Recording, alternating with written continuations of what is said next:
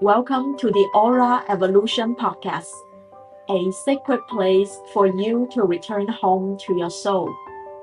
I'm Helen Yeplan, founder of Helen Creates Beauty and the author of the Aura Color Wheel. This podcast is a sanctuary from soul discovery to soul mastery.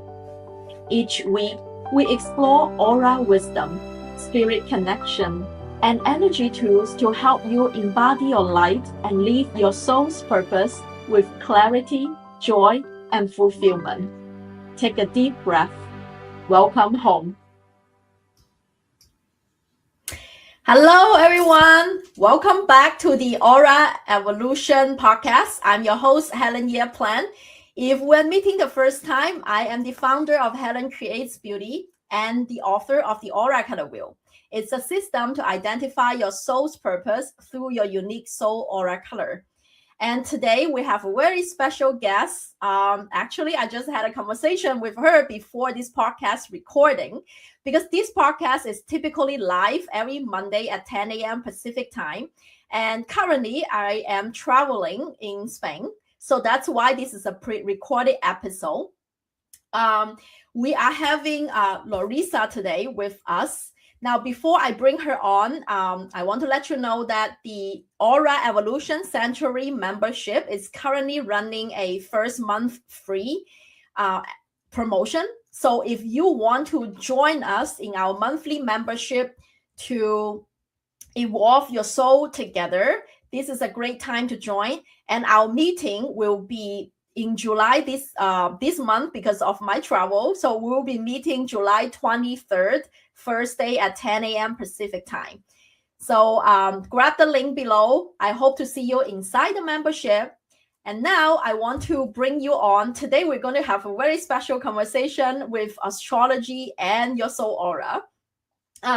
Larisa with me today. She is the intuitive astrologer and tarot reader from Transylvania, Romania. Wow, that's very cool. But she has a lot of US clients. She loves to use the art of storytelling to showcase how astrology can be applied to real life, as well as guide others on how to connect with their authentic self and purpose. That's exactly what I'm here to do. And also, she likes to go in depth into shadow work or even choose their next relocation place through astrocartography. She's done over 2,000 readings with clients from all over the world, hosted an astrology retreat in Bali, and launched her community, The Gates of Saturn. We are going to talk all about it. So first of all, I'm going to welcome her on with Larisa here with me. Welcome. Hello. Nice to see you again. Yes, because we just did a reading, the soul aura color and spirit message reading together before this recording. I'm so happy to bring you on, Larisa, because I have a lot of questions for you. It's so nice to be here. Yeah, same here. So I also use astrology, both Western and Vedic, as a tool to, pick into our soul's purpose. Because I offer the cosmic blueprint reading, part of it is with astrology. I do know the power of, how deep it can get to one's purpose and, spiritual journey. So before I ask you, questions regarding, the birth chart and the energy of a person's birth chart, I would love to know your personal spiritual journey. What led you to do what you do, and how do you use astrology for your personal life?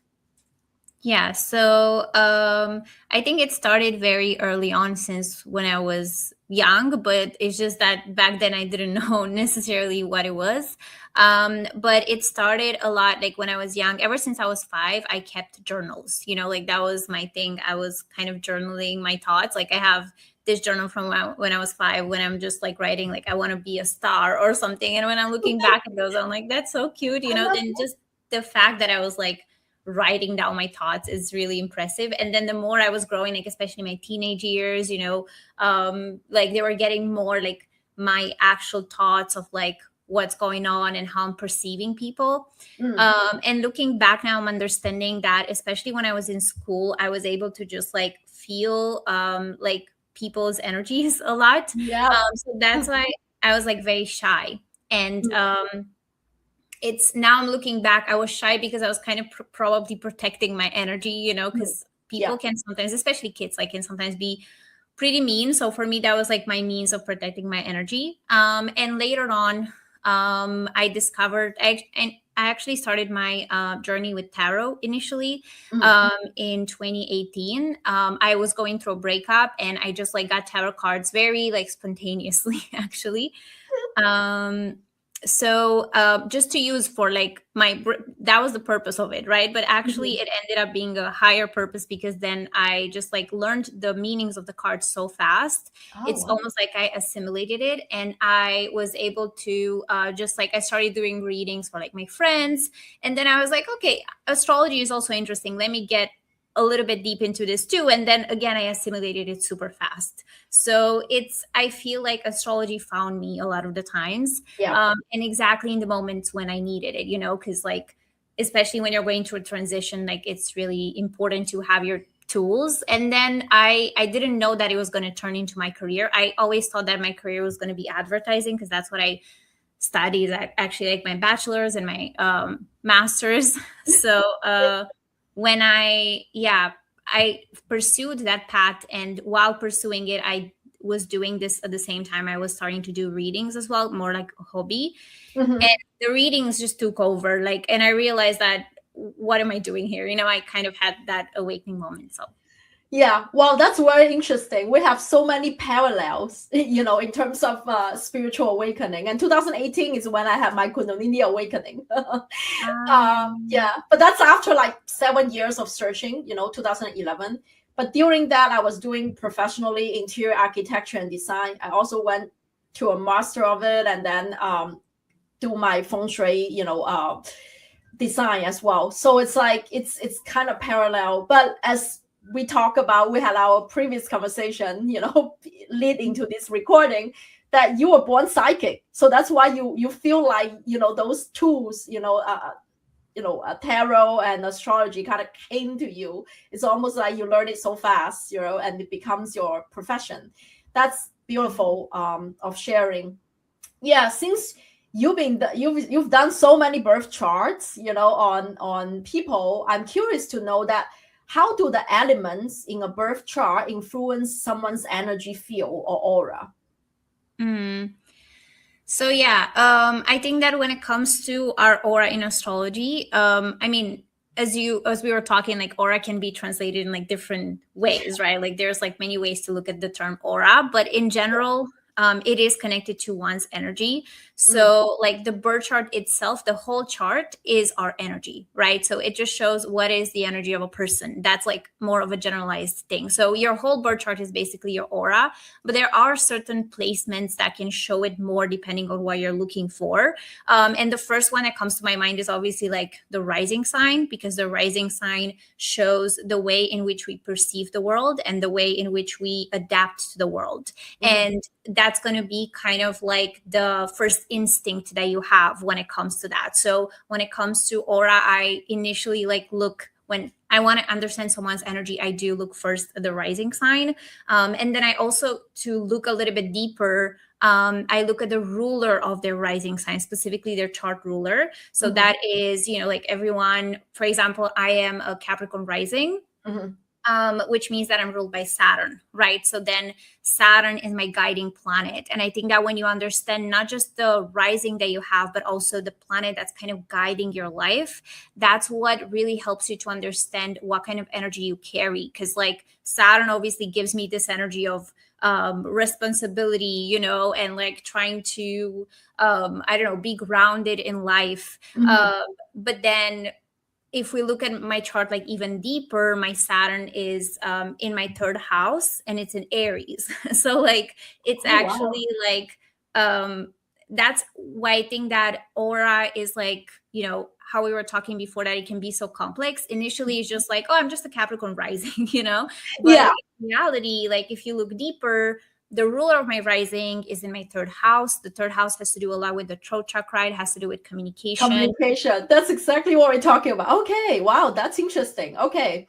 Yeah. And also it's in Aries, and Aries has that fire energy, which I'm meant to cultivate, but in a grounded way, right? Yeah. So yeah. Like, what is your rising sign, by the way? My rising sign is Leo. As you were talking about it, I exactly putting myself in the picture already. I'm like, okay, I totally resonate with it 1,000%. So Leo's ruler is the sun, which I connected so much, and that I even my it's funny because you call your community the gates of Saturn, and my logo is a sunflower.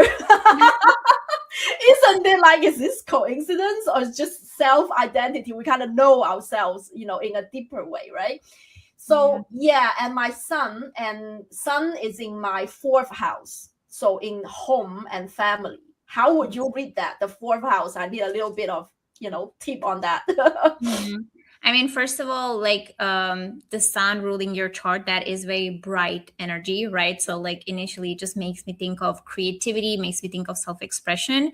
But because it's in the fourth house is actually a little bit more grounded. It's actually our most private self. So again, initially you would say, oh, Leo rising, very expressive, but the house that ruler is in tells us so much more.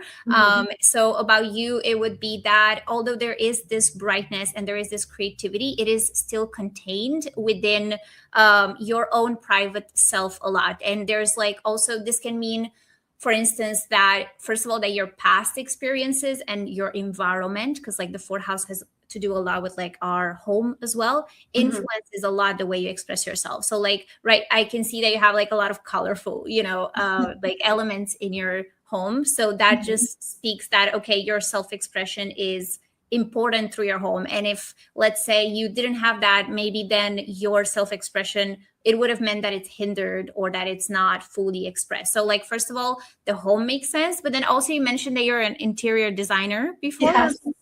That's like, that was my profession. Oh, my first profession, my first profession is really in psychology and tourism hospitality design. But I went all the way to my PhD and figured out I don't like data crunching and writing academic papers. And I switched to interior design, architecture and interior design. Because in California, if you want to practice, I need a license. That's why I went back to school in order to get the license to do it. And also because I'm a third generation feng shui master. So I kind of born in a home that feng shui is like the thing of a house. So that's why I connected the two. And then I do paintings, little complement one's energy. That makes a lot of sense now. Now I understand why that's so important to me. Yeah, because the fourth house is not just family. Like, obviously, that's one layer to it, like family being very important to you as well. Yeah. But family is like what is in our environment as well. So it's an extension of ourselves, basically. So that's why, first of all, it's really important to make sure that who we are deep down with fourth house energy. So like if someone has like planets in their fourth house, is really important first to understand themselves deep down and within, and to find that grounding. And then that's going to be reflected in their home or in their like exterior as well. Yeah. So does that also like ring a bell that I feel like no matter how creative or self-expression I am, like I do enjoy doing that, but at the same time that I feel like retreating to my private self is as important. That's why I value meditation a long time. Like I understand that the Leo likes to be in the spotlight, but I equally value, I kind of value both.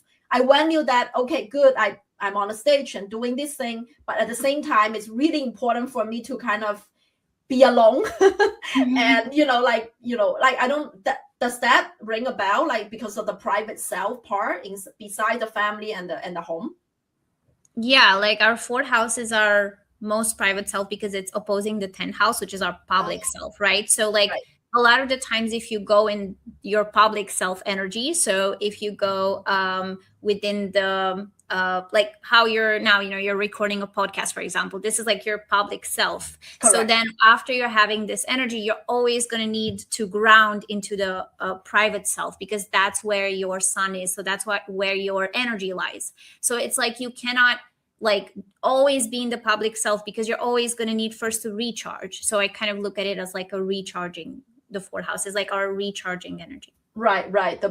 Get your battery up. Okay, so for those of you listening, one tip that you look into your aura or the energy of your birth chart is to check out your rising sign, and then who is the ruler of this particular rising sign, and this particular ruler, which house is it in. I love that. I love this depth of it. And then those are the combination that kind of give you the energy of your birth chart. I love that.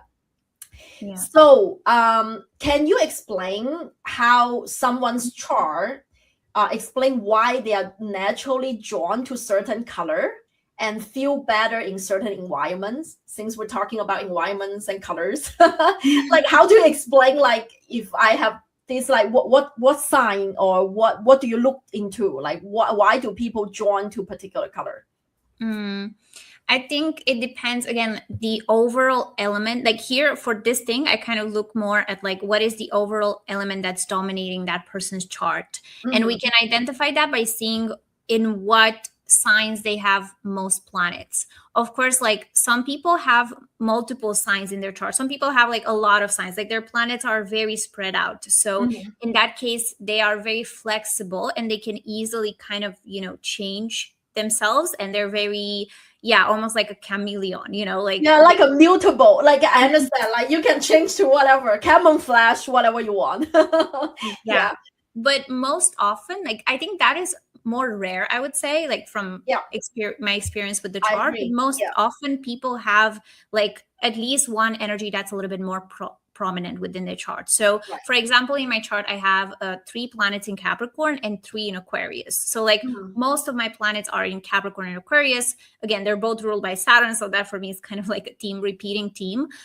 So in that case, like Capricorn energy is that grounding, it's that earth element. So I often find myself, especially when I feel more grounded maybe in my life, that I'm more drawn to colors that are maybe brown or maybe green colors that kind of sometimes help to ground me.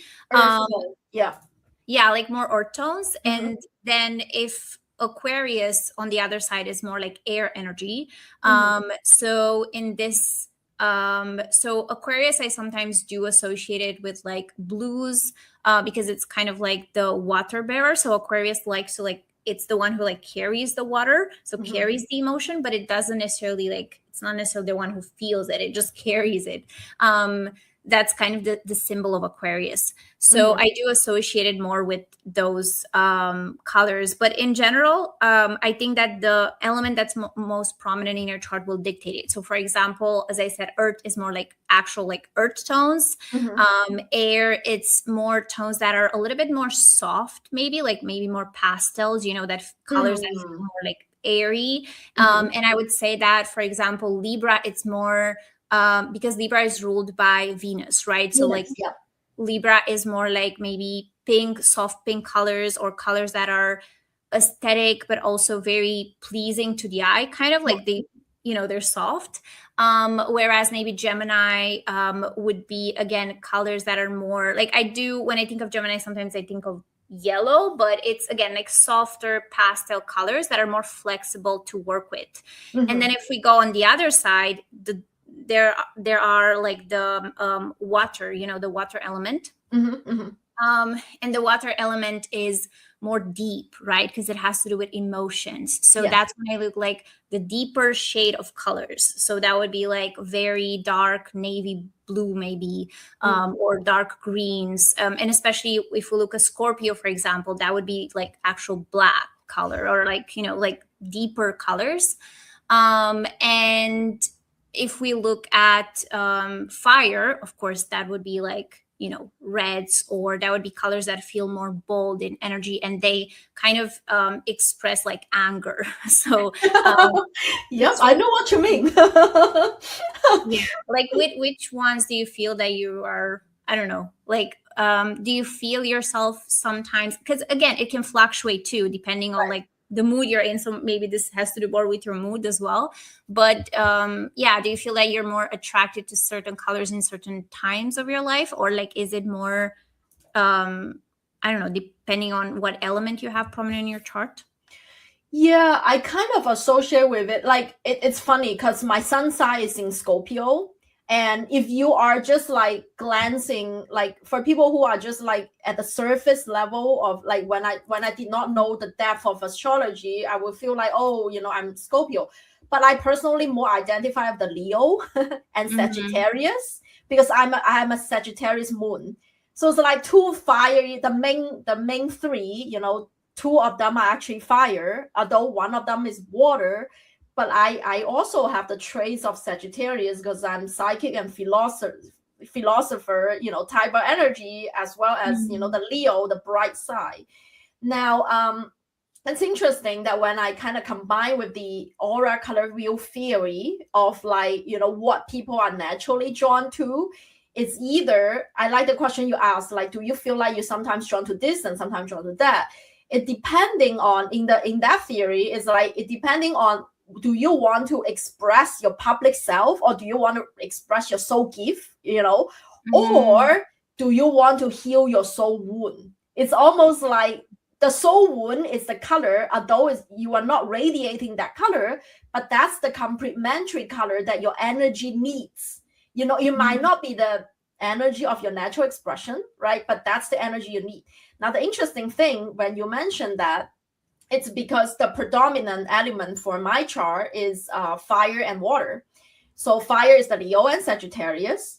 And that's actually a lot of planets also in my Sagittarius and fifth house. A lot of planets are there as well.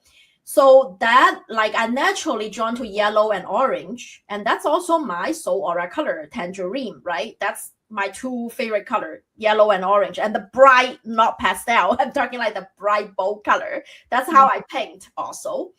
But at the same time, I feel like sometimes I do like deep blue. Literally that painting, like the peacock painting behind me, the background is that deep blue, like the ocean, like the depth of it.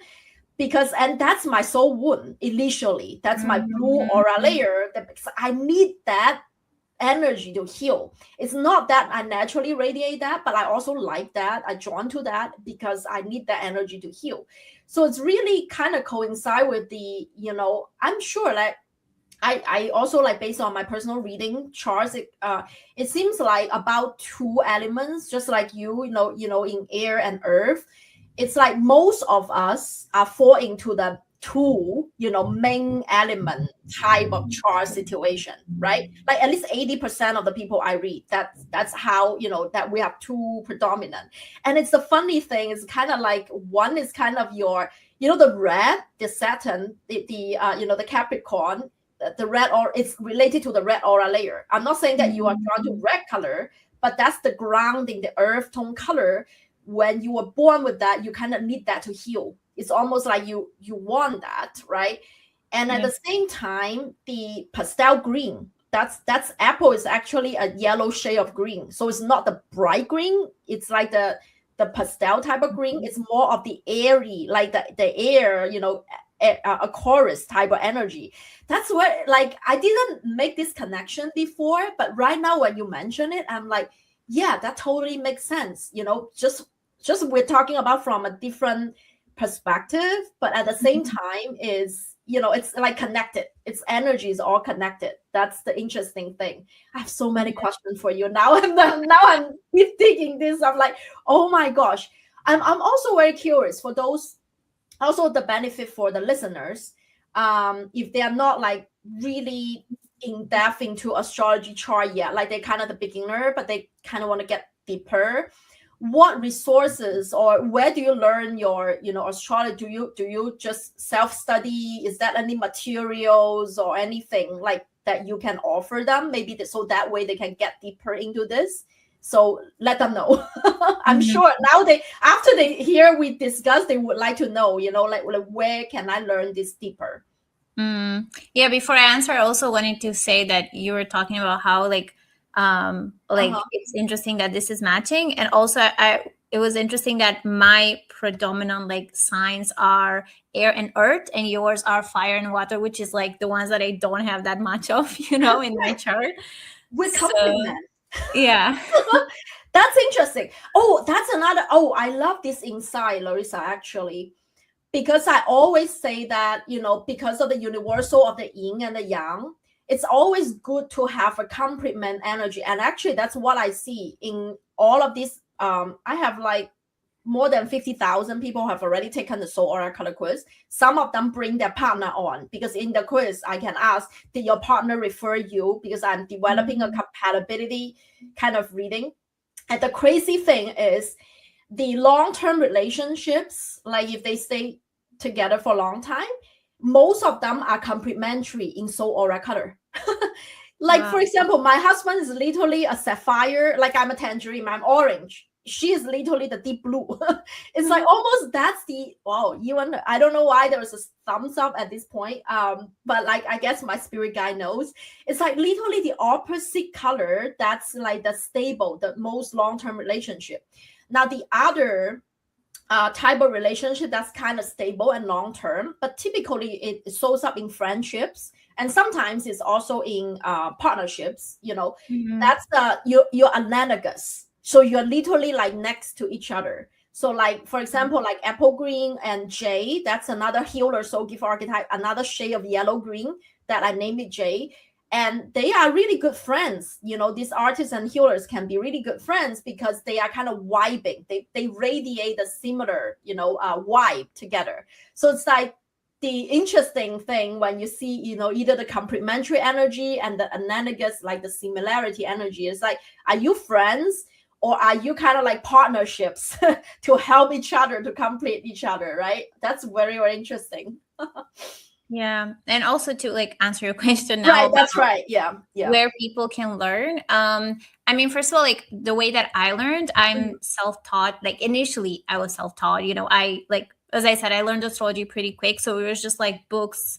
And actually it was like the book that helped me most is like a Romanian book. So I guess like a lot of people would not like get that. But there is this book for beginners that I recommend. It's the only astrology book you'll ever need. That's what it's called. And it's a really good comprehensive, like foundational book for people who just want to like go more in depth, but they're kind of just at the beginning.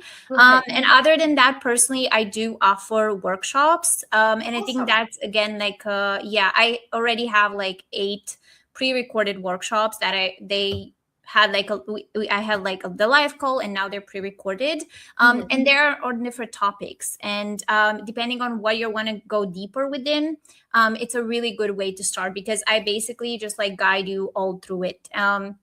Some of the topics that I cover are career astrology. So like that's one that is very popular. But there's also from career, you can choose like just career in general or financial astrology. I also cover relational astrology within my workshops. Or if you want to go deeper in shadow work, there's also shadow work astrology one. So I'm always trying to like, whatever area of life I can get my hands on to go deeper within in astrology, there's going to be a workshop for it. So that's great. That's awesome. So definitely I'll make sure that we'll put your link under so people can find you and participate those workshops. And so question I really want to ask about soul purpose, because that's also, big part of my work, is when you look into people's birth chart, like do you look at specific areas of what this person's purpose is? Like what signs or what do you look into for that? Like understand those workshops helps with different elements, but is that a general thing that you will look into and saying that, okay, this is kind of what your soul is here to do?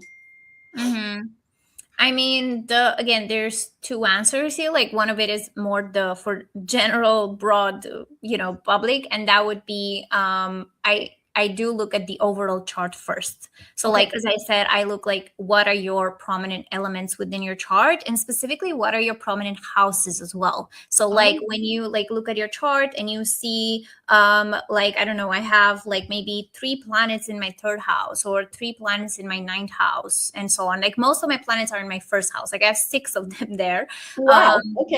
Yeah. And the 1st house has to do with myself. So literally like my purpose in life is to like discover myself and to also put myself out there. Because a lot of the times when I see people with like 1st house planets, it's about having their own brand likely, or, you know, being their own speaker. And it's always about leadership, like how I'm leading. And a lot of the times it's like, for example, houses are sometimes like opposing each other. So like the 1st house is about yourself, and then the 7th house, the one that's opposing it, it's about others. So if I see someone having like planets more in there, then I know that their purpose is more like developing relationships. And again, the same with like the 4th and the 10th house that we talked about before. The 4th house is more like a purpose related to the home space, but it's also related to wounds. So like healing past wounds.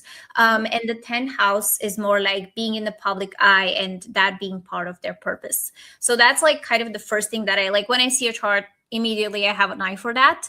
But then, so it's the most planet in which house? Okay. And the second thing you were talking about, yeah. And the second thing is the North Node, which is like a point within the chart that's connected to the moon. It's the nodes of the moon. They always come in pairs, and they show. I have a workshop on this too. Like it's called the North Star workshop on like how to identify your past life and how to see where you're going. Because the South Node is basically the energy that you're coming from, and you can just calculate it all night, like just Googling North Node calculator or nodes calculator, and it's just free. And it's always going to be in the opposing signs, these two. Like there's a lot of opposition in astrology, and it shows like the South Node is more where you're coming from. So for example, my South Node is in Pisces. So then that energy. No wonder you're born psychic. I'm like, you're born there. Okay, go ahead. Sorry to interrupt. Yeah, it's that psychic energy that I'm naturally born with and I'm coming with. But then my North Node is in Virgo. So then even though I'm comfortable here, like with this energy, my North Node is asking me more to be more grounded. And I'm also looking at it from the point of view of the body more. So instead of living more in like my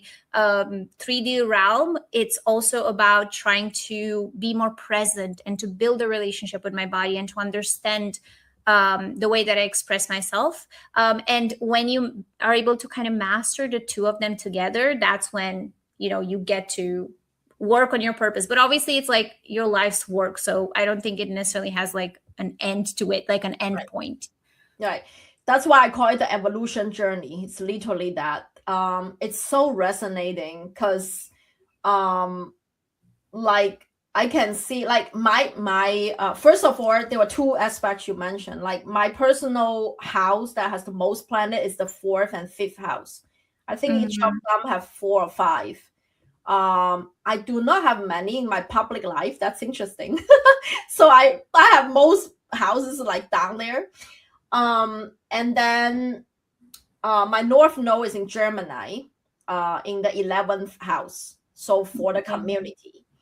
And that's very interesting because when you mention that you have a South Node in Pisces, I can tell, because when I see you, I'm like, okay, you're natural psychic. And I also see a pattern that a lot of people who have star seed origin, meaning that the soul has in other planets a lot before they come down to Earth, they have this no access as well. So meaning that they have naturally, like your South Node, for those of you who are new to astrology, your South Node is your natural gift.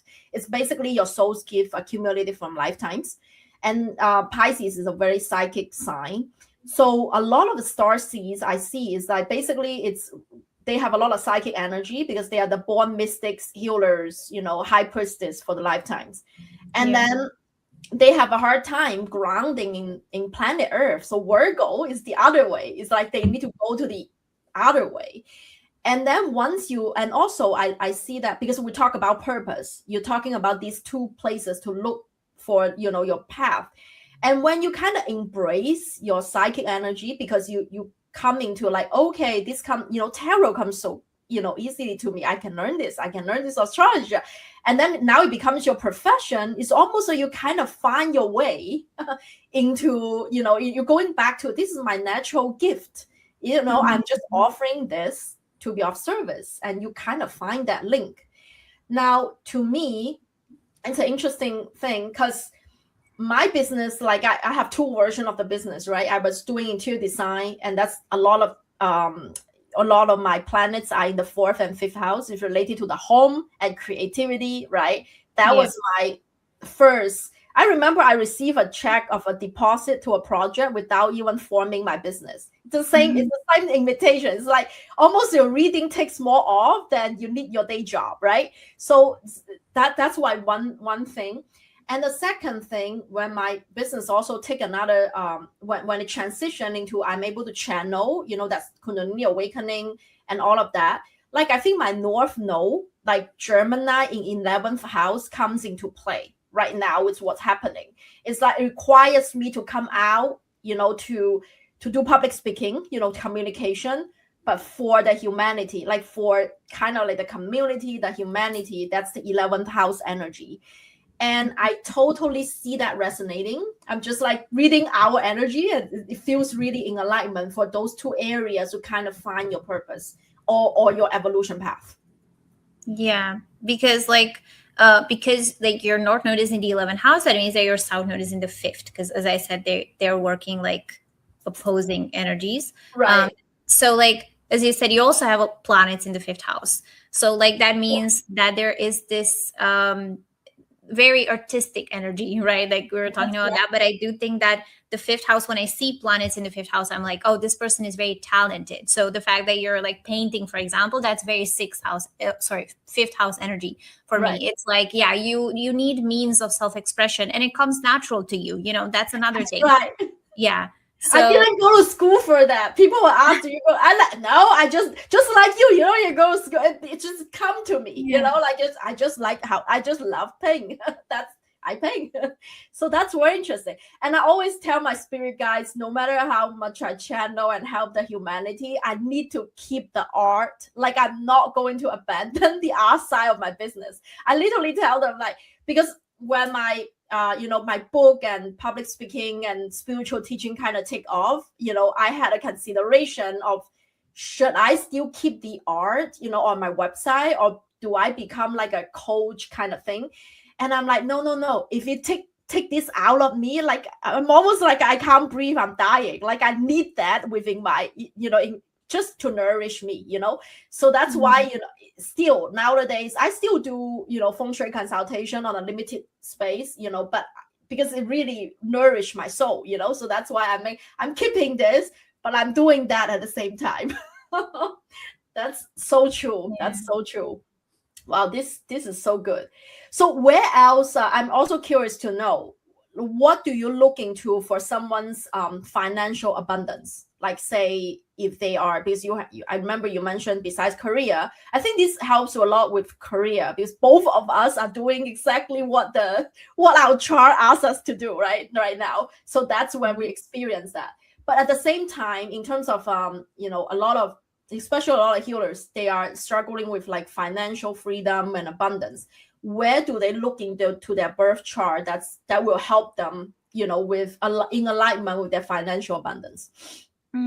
So the easiest placement to work with is Venus, of course. Oh, Venus. Okay. Yeah. Venus is like the ruler of abundance and the ruler of receiving. Oh, how you receive. Yeah, right. That's why I think it's really easy to work with it, because when you tap into that energy, you don't necessarily have to do it with force. You just have to kind of allow it to naturally like be your way of self-expression. And when you do it consciously, it works better, right? And Venus is it likes it when you are open to receiving. So as I said, you don't have to work like with Mars, where you're just like putting in force, you're trying very hard, especially if things are not unfolding. So I think that a lot of the times, like artists or people who are getting very caught up in this idea of like I need to make money, or they get very caught up in the whole idea of how money actually works, if we look at money as like maybe energy, or if we look at money as something that we're meant to receive, then I think just like perceiving it a little bit differently can help us to open to it a little bit more. So that's like just as a general thing. But then identifying your Venus sign can help you understand maybe what is the best approach for you. So I have like again, Capricorn, a lot of Capricorn energy, but like, for example, I have like an earth energy, right? So that for me, receiving is more about grounding. So the more that I ground myself, like maybe, you know, go out for a walk or like be in nature, or again, it's not about like doing a lot. It's just you have to connect deeper with the element of your Venus sign, and naturally that's like kind of the easiest way to receive, I guess. I love that. Does the sign, besides the element, does it matter of which house or the ruler of your Venus? Does that affect things in terms of abundance? Yeah, of course. So like the Venus sign is kind of the first layer always. And then the house that it's in is the second layer, as I feel like the sign shows you more the energy, and then the house shows you more the area of life. So I have like Venus in an earth element in my first house again. So like the first house is again about like putting myself out there, right? And I've noticed that a lot of the times when I do it, even without making it too polished. So I'll give an example. Like I have some reels when, for example, I really don't feel like filming that day or something, but I know that I kind of know that I want to, you know, there's like almost like that back and forth. And I think like artists and creators and business owners, they always have that resistance, right? It's like, especially when there's resistance, like I know I'm supposed to create something, but right now my energy is not like, you know, I'm kind of like not feeling like it or something. Almost like you're lazy, you're getting a little bit lazy, right?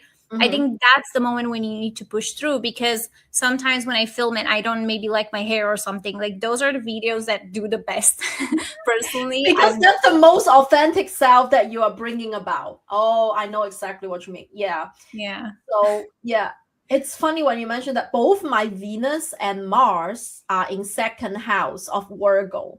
That's interesting. So it's actually an earth sign. And in Virgo, like I do not have a lot of that, like, but those are the two planets, and it's in second house. That's about the possessions and material and things like that, right?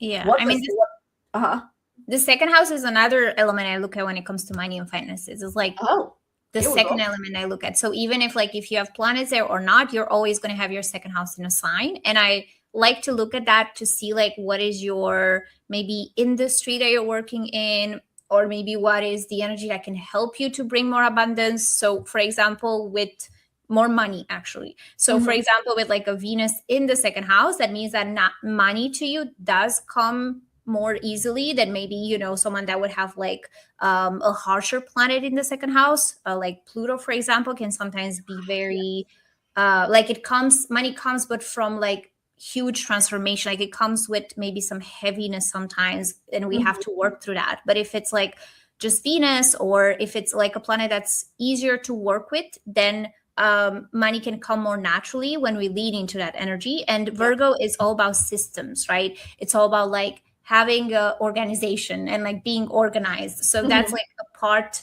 that's something that at the end of the day, even though you're creative and you have the fifth house energy, you still need the systems and the organization. And that's what actually creates the money itself, you know, because you get to, I don't know, do like readings or offers or That's why literally I have the aura color wheel path right now, because I created a system and I literally said that, okay, this is how you're going to, you know, enter into this path on the world. That's so interesting. And also I'm married to a Virgo, by the way. Like I'm married to a husband whose sign is Virgo. And it's like, okay, that because Venus is also love relationship. And I think it's a very good match, like in terms of that department. So it's, I find it a lot of synchronicity, just like thinking about it. And I do have that lucky girl energy that I do feel like, you know, I have a, you know, easy in terms of like money. I feel like if I need it, it's going to come in a way that I just trust it also. As you mentioned, it's energy. If you trust it's going to flow, it's going to come, it's much more easier than you feel like the struggle, which I had to learn a lot to rewind my belief, because the society cliche is that artist is going to starve. It took me a while to also fully reclaim that. No, you can still make money as an artist, right? That's like a huge shift there as well. And now, also, I'm not sure if you are familiar with part of fortune, because I also look into part of fortune, because it's not really a body like a star body, but it's like a kind of like a calculation among your sun, moon, and your rising. Do you think that's helpful to also look into abundance in terms of for people, like where you're going, basically, like in terms of that, the part of fortune? Yeah, the part of fortune. I also look at the part of fortune, like when I do a financial related reading, like money reading, for example. But for me, it feels more like an extra income kind of energy, or something that is like you can be fortunate here if you give it more of your attention or more of your time. But again, like the main thing is like your Venus is how you, or your second house is like how you actually get to make money, maybe like on a daily basis. And then your part of fortune is like maybe one day, especially if there's like transit. So if there's like a planet that's activating it, then that can be a really good time for you to maybe get like a extra sum of money, or maybe you get a new project, or more clients, or you change your job around that time. So it's really nice when used also like in transit, but also it's really nice to kind of look at it as like, this is something that I need to pay attention to, because you never know like what opportunities can arise there. So it's more like opportunity. And another placement that acts like opportunity is also your Jupiter, because Jupiter is abundance, right? So it's like, but abundance is a little bit more broad. So although the part of fortune is more material, like what you can gain, Jupiter is abundance also in the sense of maybe experiences or opportunities or other people helping you and things like that. Like to grow more. Right. Expansion. Okay. I love that. Well, this is really good information. So also I know that you do astrocartography. So meaning like relocation, the places that's good for our energy. I'm curious to know that how can the places we travel to influence our energy? Yeah, so that's also something that I've gotten into in the past 5 years or so. Because it's, again, like I'm someone who's very passionate about travel. My Mars is in the ninth house. And because I have so much like first house energy, like a lot of planets in the first house, it's almost like my Mars is like a breath of fresh air. It's like something different for me. Yes. So I need to travel and to move around. And I've traveled a lot. To kind of like just discover myself. And when I discovered astrocartography, it was like mind blowing to me, because I could combine the two of my passions, like travel and astrology. And yeah, so it's a little bit of a difficult concept to like grasp initially. So I think astrocartography is not something that you can, a lot of the times, like especially recently, because it's becoming more popular, people are trying to simplify it. They're trying to be like, oh, like travel to Venus and you're going to have like abundance or something. But it's actually just as complex as like your birth chart or astrology. So yeah, like my first recommendation when you get to study it and to learn about it initially is to not expect yourself to like understand it from the beginning, because a lot of people are checking their map and like, I don't get anything, like I'm so confused, and that's part of the process. So that's the first thing I want to say. And then like everyone can calculate their map. I like to use the tool called AstroClick Travel. So if you Google that, it's just going to show up. And you're going to get like the map of the world with some lines on top of it, which represent different energies of different planets. So basically that is like different relocation charts put on top of the map. And it shows you like, if you are to travel somewhere else, what kind of energy you get to activate. And again, it really depends a lot on your chart. But what I like to look at is, again, we go back to the elements. That's kind of like the core of our chart, I think. So if someone knows that, let's say they are very fiery, right? They have like a lot of fire in their chart, then maybe going to like a Mars line would help to activate more of that fire, or they would feel more comfortable with it, right? But again, this is again just very generalized. But in general, just the planets that are overall good for example, abundance. In general, it would be like Venus and Jupiter, for example. Right. But it depends also like in your chart, like is your Venus in a good position, or is it like conjunct Pluto, right? So then just be careful with that. But that's why I do offer astrocartography readings, because it's like a very complex offer. So on your own, it's going to be a little bit hard to like pinpoint it exactly. Yeah, to get like a full spectrum of the reading. Definitely go get a reading from Larisa, that's for sure. And you have so many workshops. If you know, those DIYers who want to learn a little bit deeper, those are another way to do it. And since you mentioned that, I know it gets a little bit complicated, but I'm personally also very intrigued. Is when based on my reading experience, a lot of people have harsh aspects with Pluto or Saturn. Like especially with the sun, like with who they really are, you know, those are the late bloomers. Like it took them a while to literally find what they want to do in their life. You know, that's kind of my personal experience. Does that, you know, sound true to you? Basically, if they have square or like basically like not really, you know, favorable aspects, anything that that aspect with the harsh, you know, like Saturn or Pluto, it's always they tend to have a harder time in a particular, depending on what planet that they have the harsh aspect with, you know, is it Venus, is it Jupiter, or is it the sun literally finding themselves? Do you experience similar to that, like when you read a chart as well? Yeah, it depends. I personally have a Pluto moon square in my chart. Yeah, and my moon is also in the 8th house. So it's like that scorpionic kind of energy is there, even though it's in Virgo. So from my experience, there's 2 ways in which this can manifest. Like one of it is, yes, like that person can actually struggle if they have like harsh aspects to Pluto or Saturn.